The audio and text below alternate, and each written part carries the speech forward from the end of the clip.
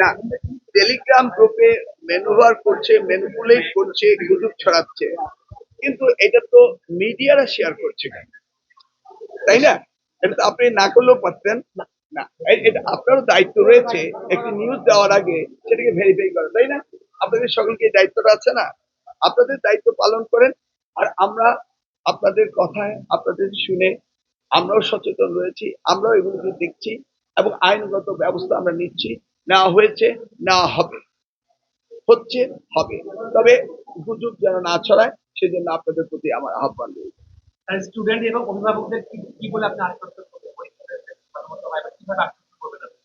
আমি তো non stop বলে যাচ্ছি যে আমাদের সকল চেষ্টা রয়েছে সুন্দর পরিবেশে সুন্দর পরীক্ষা নেওয়ার জন্য, এবং এই গুজবে না কান দেওয়ার জন্য আমরা অনুরোধ করছি। বিশেষ করে আপনারা মিডিয়া যদি সচেতন হন তাহলে এটা হতো না। পার্টিকুলারলি কালকে কি একটি মিডিয়া এটা করেনি? পার্টিকুলারলি এই মিডিয়া কি দায়িত্ব ছিল না এটাকে ভেবে দেখা, খুঁজে দেখা, সত্যতা যাচাই করা? আর ফেসবুকের উপর নির্ভরশীল হতে হবে না। ফেসবুক হয়ে গেছে ইনস্ট্যান্ট কফির মতো, তাই না? ইনস্ট্যান্ট বেরোচ্ছে, ইনস্ট্যান্ট মন্তব্য হচ্ছে, আমরা তো দেখতেই পাচ্ছি। কফি তো খেতে একটু সময় লাগে, ঠান্ডা হতে হয়, কিন্তু তা তো হচ্ছে না। যেভাবে আবার অন্যান্য মিডিয়া, কয়েকটি মিডিয়া সেই ভিডিওগুলিকে আবার রেকর্ড করে পুনর্প্রচার করছে এবং তাদের পার্সোনাল ফেসবুকে করছে, এবং ওই টেলিভিশন এটি উইথড্র করার পরে গুজব নিশ্চিত হওয়ার পরেও যারা করেছে তাদের বিরুদ্ধে তো ব্যবস্থা নিতে হবে। সকলকে সচেতন হতে হবে, তা না হলে এই বিষয়গুলো চলতেই থাকবে এবং ছাত্রছাত্রীরা ক্ষতিগ্রস্ত হবে। আমি আশা করব যে এই ক্ষতিগ্রস্ত আমাদের কারণে যেন না হয়। আপনাদের সকলের সহযোগিতা কামনা করছি। ধন্যবাদ।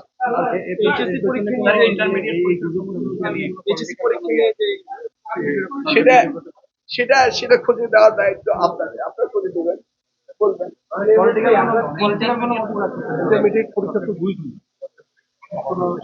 না না, সরকারকে তো এই ধরনের ঘটনা সরকার তো বিব্রত হবেই, তাই না? এই ধরনের গুজবে তো সরকার বিব্রত হবেই। আপনারা খুঁজে দেখবেন এর ভিতরে মোটিভটা কি।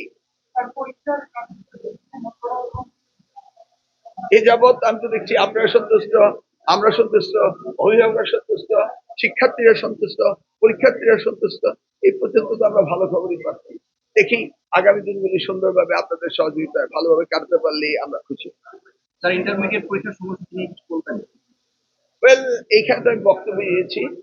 এখানে স্টেক হোল্ডার তো শুধু বোর্ড নয়, এখানে ইউনিভার্সিটি রয়েছে এবং ইউনিভার্সিটি এবং বোর্ড মিলে সমন্বিতভাবে এই ইন্টারমিডিয়েটের পরীক্ষার্থীদের তাদের যে একটা বিরাট গ্যাপ, এই গ্যাপটাকে সেশন জট যেটা হচ্ছে সেটাকে আমাদের আস্তে আস্তে গ্যাপ পূরণ করতেই হবে। আপাতত এনসিটিভির দায়িত্ব সিলেবাস কারিকুলাম গুলি সঠিকভাবে দেওয়া, 2 বছরের কোর্স 2 বছরে দেওয়া, এবং সেই সাথে ইউনিভার্সিটি গুলো বসে কিভাবে আমরা তাদের পাস করার সাথে সাথে অ্যাডমিশন দিতে পারে সেই ব্যবস্থাগুলো করা, সেটা আমাদের করতে হবে।